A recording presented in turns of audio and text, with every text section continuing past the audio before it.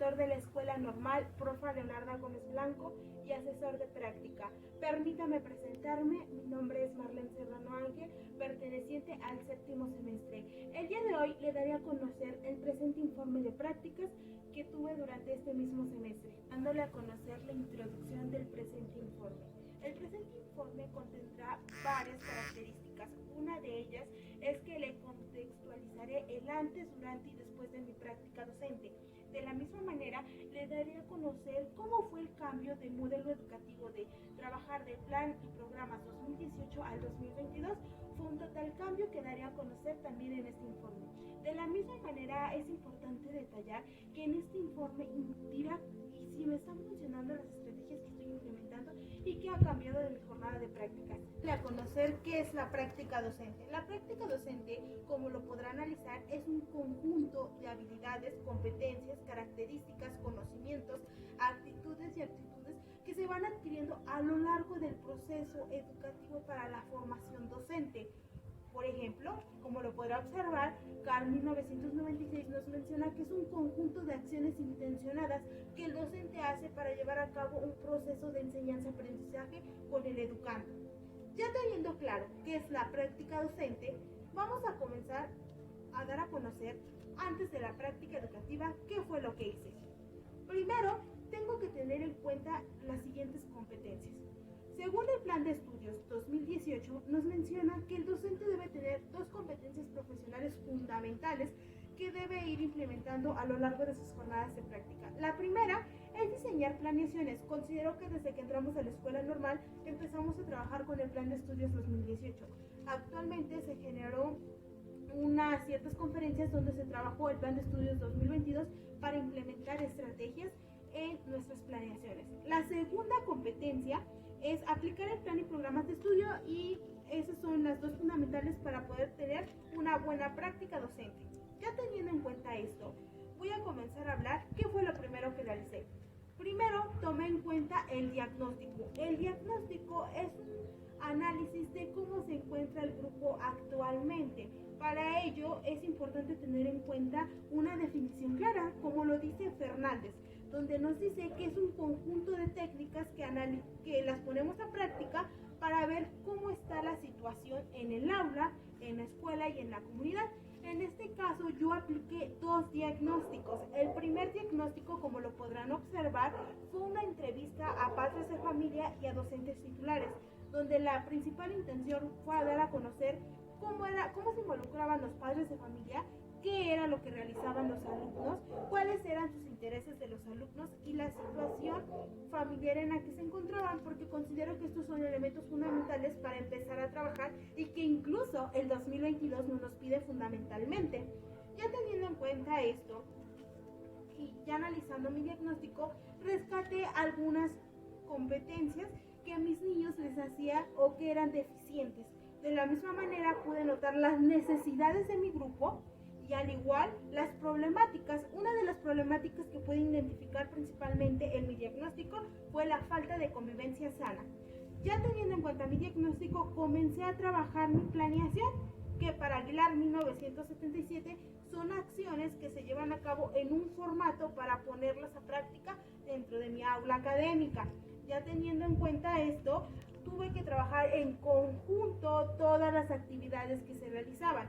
¿Qué contenía mi planeación didáctica? Aquí va a poder observar en qué consistía mi planeación didáctica, pero a grandes rasgos tenía ejes articuladores, la situación problema, los contenidos, los PDA, el producto que iban a entregar a mis alumnos, así como el material que yo iba a utilizar para poder trabajar con ellos.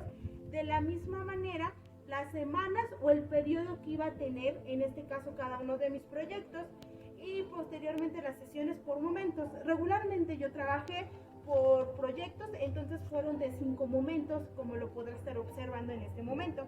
De la misma manera es importante tener en cuenta otros aspectos.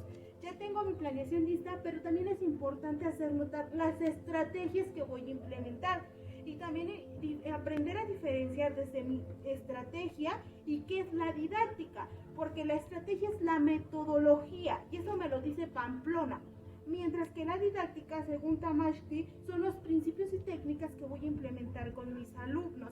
Entonces es importante poder obtenerlas. En este caso, también es importante hacer mención que yo utilicé un test de estilos de aprendizaje y noté que mis alumnos, la mayoría eran kinestésicos, por lo cual la mayoría de mis estrategias eran manipulables, además de que también utilizaba juegos dirigidos para fortalecer y retroalimentar. Otra situación que debemos tener en cuenta de nuestra planeación es la retroalimentación. Recordemos que el nuevo modelo educativo nos dice: vamos a evaluar formativamente, es decir, el proceso. Ya no voy a evaluar tanto el producto, lo tomo en cuenta, sí, pero ya no es tan importante y tan fundamental. Entonces es importante en mi planeación colocar los indicadores elementales que yo como docente puedo utilizar para evaluar a mi alumno. Entonces también utilizas diferentes estrategias dentro de mi evaluación formativa. Por ejemplo, voy a utilizar instrumentos que me van a ayudar a analizar cómo mi alumno está avanzando. Puede ser una escala estimativa, una lista de cotejo, incluso una rúbrica, o también un diario de clase, que es lo que estuvimos implementando y que un poco más adelante se lo voy a mostrar. Entonces es importante que tengamos en cuenta este aspecto para saber cómo va influyendo en mi planeación. Si yo no coloco muy bien mis indicadores de mi evaluación formativa, voy a tener ciertas cuestiones a la hora de otorgar una calificación, que recordemos que según el nuevo modelo educativo, a un alumno no lo define una calificación, lo define la situación de cómo va aprendiendo su ritmo. Cada alumno tiene un 10, significa que tenga el mejor alumno. Teniendo en cuenta mi material didáctico, es una parte fundamental después de haber realizado mi planeación. Según Esquivel 2020, nos dice que el material didáctico es un conjunto de herramientas que nos permiten al alumno visualizar el tema y que le resulte, entre comillas, aprendérselo un poco más fácil, porque lo empieza a contextualizar. Para ello es importante tener en cuenta cómo voy a utilizar mi material didáctico. El material didáctico se implementa de la siguiente manera, o al menos así lo realizo yo. Para eso voy a implementar: ¿qué día voy a utilizar mi material? Por ejemplo, voy a utilizar una lámina, lo voy a utilizar el día lunes. ¿Cuándo? ¿En qué momento lo voy a implementar? ¿Y a qué horas? ¿Y para qué? Y también, ¿qué tipo de material voy a hacer? Si este solamente va a ser visual, como una lámina, un plato del buen comer, o va a ser manipulable, o incluso si va a ser un material digital. Entonces es importante tener en cuenta antes de hacer mi material didáctico. Vámonos de este lado. De este lado les voy a empezar a dar a conocer un poco del material didáctico que estuve implementando durante la primera y segunda jornadas de prácticas. Utilicé un plato del buen comer que, como podrán observar, tiene frutitas, verduras, al igual tiene pan, alimentos de origen animal, los cuales los alumnos los podían quitar. Esta lámina es una lámina interactiva, es un material didáctico interactivo, donde a través de diferentes dinámicas y actividades mis alumnos podían quitarlos y ponerlos, y entonces este era un poco de manipulación, que como ya lo mencioné con anterioridad, mis alumnos eran kinestésicos. De la misma manera vi las fracciones. Aquí, como podrán observar, está una pizza, en donde esta se le puede quitar cada una de las partes, y también podíamos ir trabajando cuántas rebanadas ya se había comido la maestra y cuántas no. Otro de los materiales que estuve utilizando fue estos discos que tenían sinónimos y antónimos. Esta era una actividad demasiado divertida. ¿Y por qué lo voy a decir que era demasiado divertida? Porque los niños colocaban su pincita de acuerdo al sinónimo o al antónimo que querían o creían que era correcto. Por ejemplo, si yo decía amor, ellos colocaban en su pincita en la palabra odio, cuando estábamos hablando de un antónimo. Ahora, si yo estaba hablando de, por ejemplo, de un sinónimo, y si yo decía chiquito, ellos ponían su pincita en pequeño. Y entonces estos discos son muy funcionales, además de que los podían hacer de un disco, o como en el caso de un cartón, o incluso con una hoja. Y estos eran materiales muy funcionales que los puedes implementar en cualquier grado, obviamente pues con su diferencia de dificultad. Otro material que también estuve implementando, aquí están algunos de los discos que utilizaron mis alumnos, fue una pirinola. Esta pirinola también es interactiva, en la cual al trabajar un tema mis alumnos al final la giraban y retroalimentaban. Y esto, además de ser un juego, me sirvió para saber qué tanto mi alumno ya estaba aprendiendo y qué tanto o qué temas aún le costaban o se le dificultaban más bien. Este es un payaso y dirán, pues no lo veo nada de particular, pero de un lado tiene adjetivos y del otro tiene adverbios. Y entonces mis niños pasaban a pegar sus palabras con adverbios y adjetivos y a la par hacíamos oraciones. Y entonces ya estábamos trabajando un poco de lenguajes. Ahora, también utilicé este material en donde también estaba viendo las fracciones. En la parte de abajo, como podrán observar, también implementé esto de las fracciones, donde jugábamos a vender pizza, los alumnos compraban y otros vendían, y entonces de esta manera estábamos aprendiendo. Esta camisita es una de las camisas que yo realicé para jugar al tendedero loco, donde esta, además de ser una estrategia y ser un material didáctico, me funcionaba demasiado para poder trabajar en pues lo podían elaborar de hojitas, así, trabajar las materias primas. Aquí están un poco más de los discos que como ya se los presenté. En la parte de abajo también les estoy presentando algunos de los materiales que trabajamos con los niños cuando vimos, por ejemplo, lo de las calles, las avenidas, las direcciones, norte, sur, este y oeste, y de la misma las fases de la luna y los aparatos reproductores de la mujer y del hombre. Este es un poco del material que yo estuve implementando con mis pequeños y considero que la mayoría son interactivos y son muy funcionales. Entonces, durante mi práctica me sirvieron de mucho, pero esto fue lo que realicé antes de mi práctica docente. Primero mi diagnóstico, posteriormente realicé mi planeación y al último comencé a elaborar el material didáctico que, como podrán observar, pues es un poco de lo que yo elaboré. Ahora, voy a comenzar a darles a conocer el durante de mi práctica docente. Primer día de práctica docente. El primer día que yo llegué a mi práctica docente, llegué con mi planeación súper preparada, obviamente, para el primer día de clases. ¿Qué ocurrió? La docente titular me tenía una gran sorpresa y la sorpresa era la siguiente, que obviamente como ella ya había trabajado algunos días con los alumnos, se dio cuenta, al igual que en mi diagnóstico me lo había arrojado, que los alumnos no tenían un buen rendimiento o les faltaba fortalecer la parte de saberes y pensamiento científico, específicamente en las operaciones básicas y en lenguajes, en lectura y escritura. Entonces, lo que sucedió fue que al principio se destinaba 1 hora para un campo formativo y al final otra hora para el otro campo formativo. Lo demás de ese tiempo, solamente tenía ese tiempo limitado para trabajar con mi proyecto.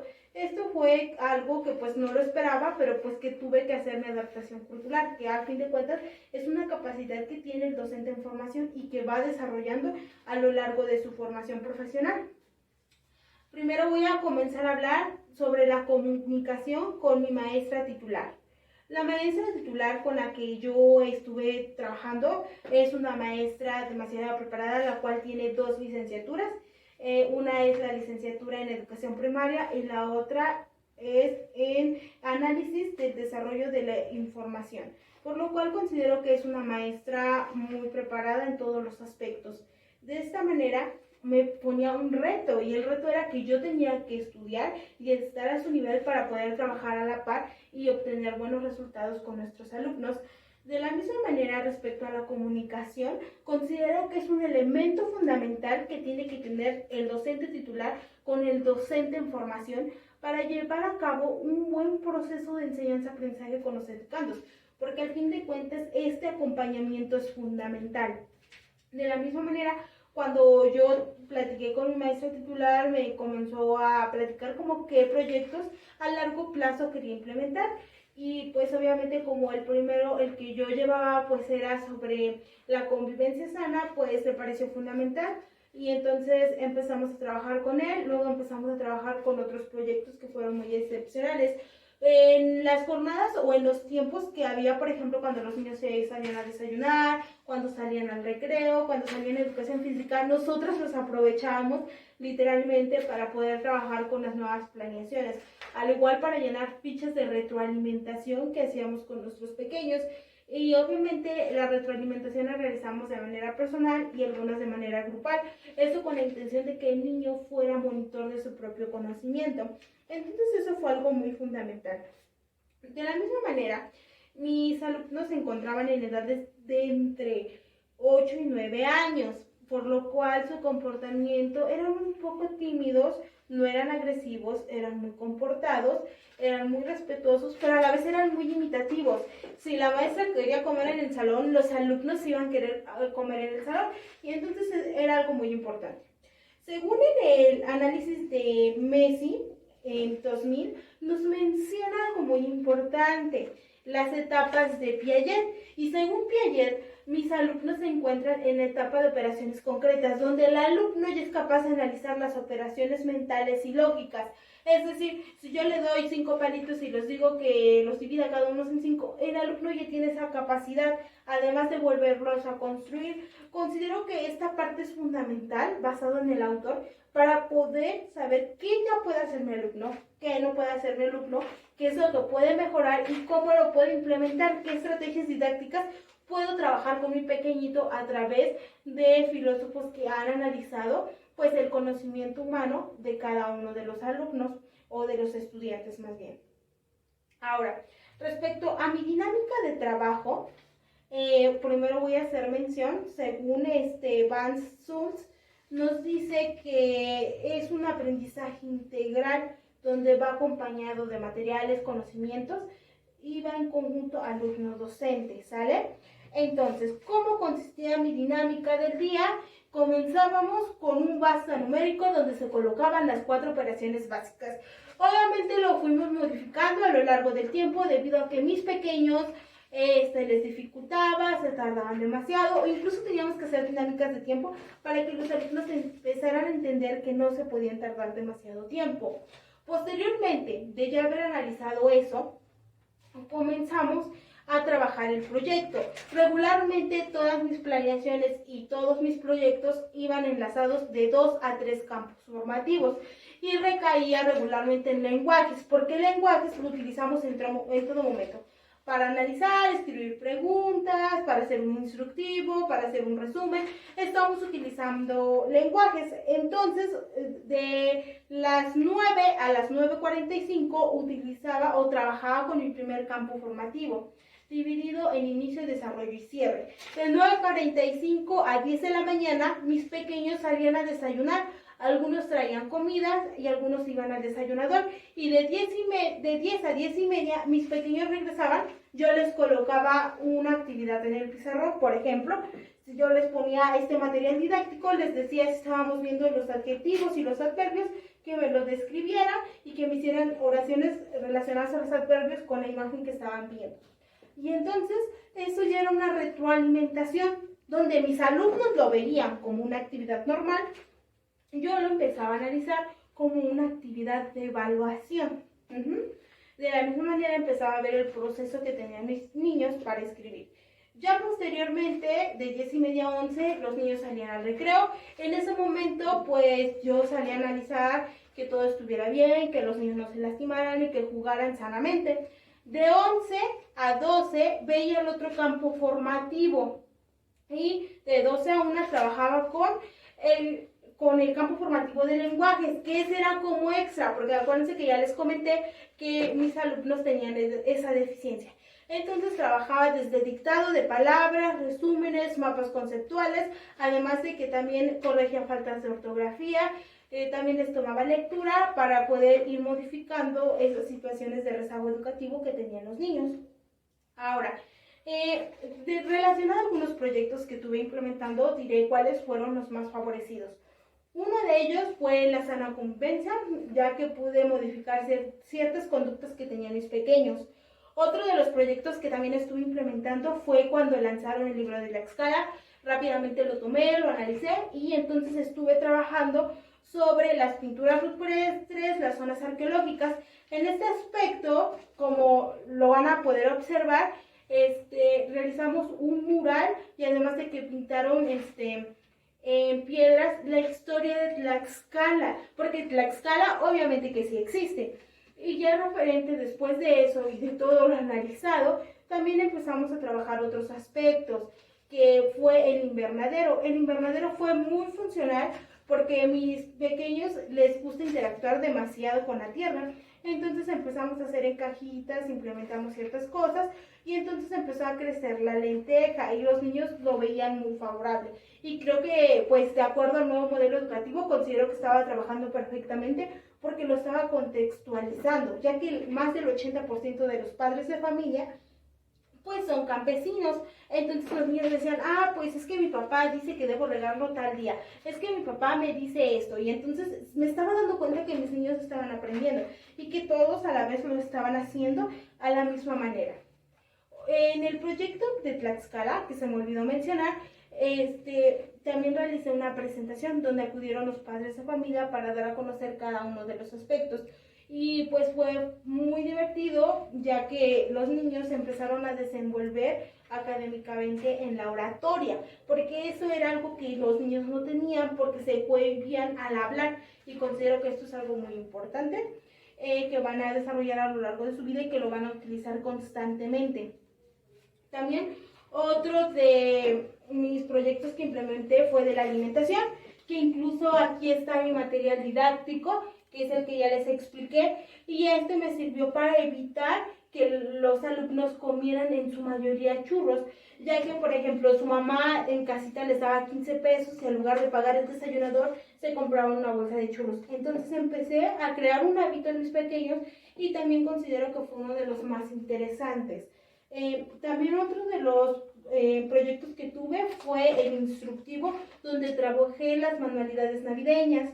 Les voy a colocar una imagen donde mis alumnos están elaborando las manualidades y me permitieron conocer cada uno de estos aspectos en donde mis niños tienen otras capacidades. Mientras unos son buenos para una cosa, los otros son buenos para la otra. Y entonces es ahí donde el docente debe empezar a nivelar las cosas, porque no todos los niños van a amar matemáticas, sino todos los niños les va a gustar historia, lenguajes, que ya en este caso pues son campos formativos.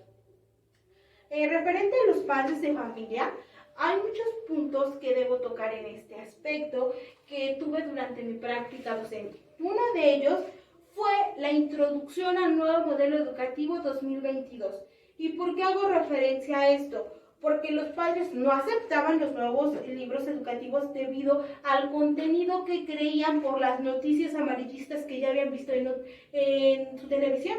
Y entonces fue un trabajo arduo, me atrevo a decir arduo, porque junto con la maestra titular tuvimos que hacer varias reuniones extraescolares en donde quitábamos una horita de un proyecto para mandar a traer a los padres de familia y explicarles qué contenidos tenían los libros y cuál era la intención del nuevo modelo educativo para que lo aprendieran a conocer. Porque los padres no querían llevar los libros de los niños, no los querían enmicar o empastar para que se cuidaran, porque creían que no eran interesantes.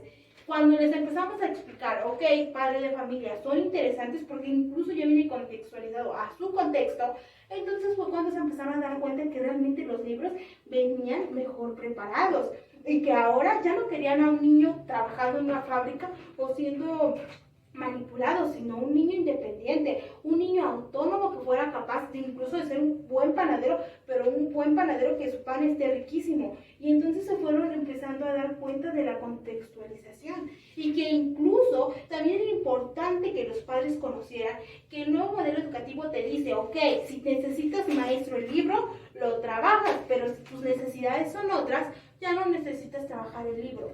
Al principio costó un poco porque regularmente los reclamos llegaban de los padres de familia a decir, oye, es que yo veo que el libro de, no sé, de saberes no lo usa, es que yo veo que la libreta de ética y naturaleza casi no lleva nada. Y entonces fue una cuestión de dar y recibir y de contextualizar a los padres para que también estuvieran en apoyo con los alumnos. Porque recordemos, alumno, docente y padres de familia, hay un buen funcionamiento de los tres, entonces estamos por un buen camino. Y ese es uno de los puntos. Otro de los puntos es que según ENAPE nos dice que esta es una institución, nos dice que la mayoría de la comunidad de San Bernabé Capula tienen una escolaridad mínima. Pues ENAPE 2021 nos dice que el 20% ningún padre tiene una escolaridad, 20% nada. El 35% tiene una escolaridad incompleta, la mayoría hace referencia a preescolar o primaria. El 25% básica, es decir, Básica, recordemos que la contamos por preescolar, primaria, secundaria y preparatoria, pero la mayoría solamente llegaba a la prepa o a la secundaria incluso. Y 20% a la licenciatura, limitando así el apoyo a las tareas y actividades extraescolares con sus alumnos y con sus hijos. ¿Qué quiere decir esto? Que si el padre de familia a lo mejor no fue a la primaria, no iba a poder ayudar a su hijo a las operaciones básicas, a estudiar la lectura, o incluso no podían apoyarlos porque venían de familias macro. ¿Qué quiere decir con esto? Que la mayoría de mis alumnos tenían papá o mamá soltera, entonces la mamá tenía que buscar mejores cuestiones académicas para poder trabajar con sus hijos. Entonces, por ejemplo, a lo mejor se iba a trabajar al molino, los dejaba encargados con la abuelita y no era lo mismo, ocasionando así que el niño se limitara a muchos aspectos. Uno de ellos era que pues no podía apoyar, no era apoyado, le faltaba trabajar muchas cosas o no rendía muy bien académicamente hablando, porque la mayoría pues los abuelitos les decían vete a jugar y no realizaban la actividad, teniendo así un impacto negativo académicamente hablando. Otra de las situaciones que también se presentaba dentro de los padres de familia era que la mayoría descuidaba a su hijo. Creía que por mandarlo a la escuela ya estaba cumpliendo y entonces no estaba funcionando. Y dejando de lado un poco los padres de familia, tenemos la relación laboral de los docentes. En la escuela primaria que me encontraba era un poco muy pequeña, pero un poco rigurosa. ¿Y por qué hago referencia a eso? Porque en la escuela primaria mi docente titular no tenía una buena relación con las maestras, las demás maestras titulares y con la directora, afectándome indirectamente, no en lo académico, pero sí en lo extraescolar.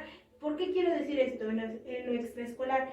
Porque cuando daban indicaciones, como consecuencia traía que no le avisaban a mi maestra titular, como pasó un día cuando hicieron el simulacro del sismo, como no le avisaron a mi maestra titular, entonces hacen el simulacro, no sabía que si teníamos que salir, solamente por instinto lo hice. Entonces esto pues sí me afectó un poco en mi práctica docente, ya que pues a profundidad pues había cosas que sentía que me limitaban por el hecho de tener esa maestra titular, pero pues aún así trataba de sobrellevar ciertas cosas y como no meterme en esos aspectos porque pues podían afectar ciertas situaciones.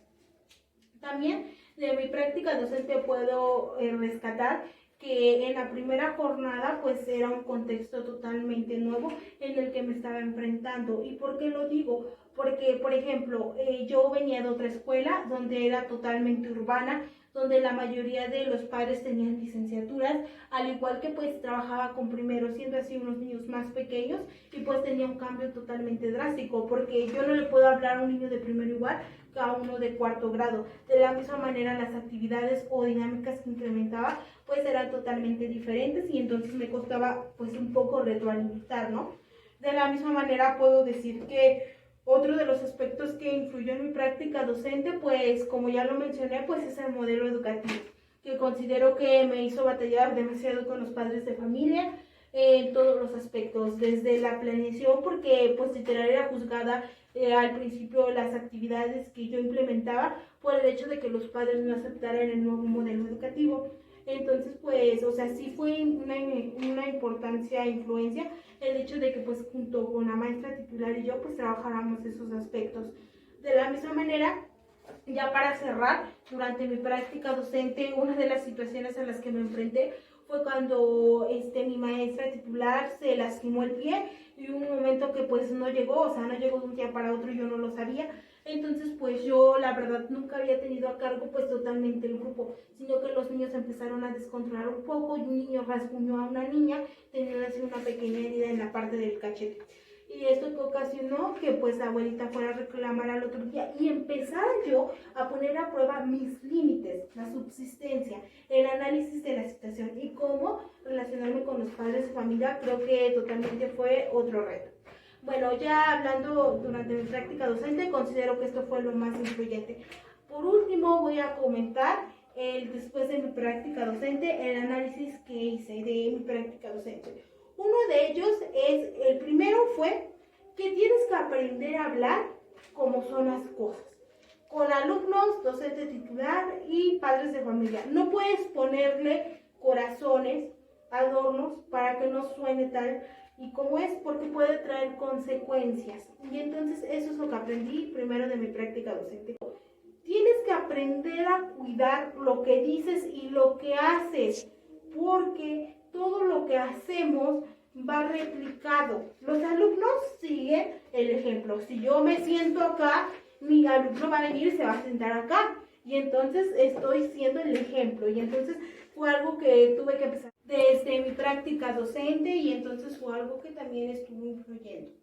Otro análisis que hice fue que es importante que aprendas a prepararte ante las diversas situaciones, porque tú no sabes a lo que te puedes enfrentar en todos los contextos y que aprendas a sobrevivir en los diversos contextos y aprender a poner límites. Una de las situaciones también a las que me enfrenté y considero que fueron de las más importantes fue a cambiar al nuevo modelo educativo de tener un chip de seguir totalmente una estructura de planeación hasta trabajar los contenidos como venía en los aprendizajes clave, a empezar a indagar y que me costara un poco más de trabajo mis problemáticas y cómo implementarlas. Entonces fue otra de las situaciones que después de mi práctica pues sí me puse a analizar y a retroalimentar. También me pude dar cuenta después de mi práctica que los materiales que llevé, aunque se ven bonitos, decorativos, me pude dar cuenta que algunos colores no los puedo usar, porque, por ejemplo, este verde fosforescente, este anaranjado, llaman demasiado la atención, ocasionando así que mi alumno esté tan entretenido en cómo es la sandía, en cómo es el plátano, en cómo es el mango, que no me ponga atención la intención de lo que le quiero dar a conocer. Entonces yo también creo que debo modificar ciertos materiales que no sean tan llamativos, más bien que contengan lo esencial que mi alumno pueda aprender. Pero considero que los colores sí fue algo que se me complicó un poco. Otra de las situaciones también a la que me enfrenté después de mi práctica fue pues obviamente al analizar la importancia de que aprendas a convivir con las personas y a limitarte en ciertos aspectos, como fue el caso de la relación de mi docente con los demás maestros titulares. Tuve que aprender a convivir de los diferentes aspectos para que no hubiera alguna situación. Ya por último quiero dar a conocer la conclusión. En conclusión, considero que la práctica docente que marca el Plan de Estudios 2018 y en el nuevo modelo educativo que es el Plan de Estudios 2022 es muy funcional y que permite al docente en formación conocer sus competencias y habilidades que está dispuesto a hacer para poder trabajar con los alumnos. De la misma manera es importante que conozca su contexto en el que va a trabajar, que conozca las conductas que tienen los alumnos, de lo que hacen, de lo que no hacen, que también esté enterado qué estrategias le funcionan, cómo son los estilos de aprendizaje de los niños y que lo aprenda a analizar de manera muy detallada. ¿Por qué lo digo? Porque si yo aprendo a identificar mis estrategias que muchos autores mencionan, como por ejemplo Vygotsky nos dice que debe ser muy contextualizado, y entonces te das cuenta que nuestros filósofos tienen una gran razón de lo que están mencionando. Y entonces esto es una parte fundamental, que todo esto que hacemos no es solamente por hacer, sino que viene de años atrás, que incluso Montessori dice, tus alumnos aprenden a través del juego y que el trabajo de los niños es el juego y que incluso tener una escuela con materiales muy llamativos o bonitos le puede servir a tu alumno para aprender de manera más fácil. Y entonces es ahí donde te das cuenta, ok, todo lo que me están pidiendo actualmente no es nomás por un capricho, sino que es algo que te está formando para que cuando ya estés en servicio sepas hacer las cosas de manera correcta. De la misma manera es importante y me sirvió demasiado este análisis porque considero que es esencial todos los aspectos que ya mencioné para poder llegar a la práctica docente. Incluso llevar un diario de práctica como lo llevé yo es excepcional para anotar qué me pasó hoy. No, pues que el niño tal se cayó y no supe cómo actuar, para empezar a reflexionar un poco de cómo es que yo debo actuar para que esto funcione y no haya alguna situación. Pues esto sería todo. Permítame agradecerme su tiempo destinado a mi ponencia de mi informe de práctica profesional. Nos vemos a la próxima. Cuídese mucho. Gracias.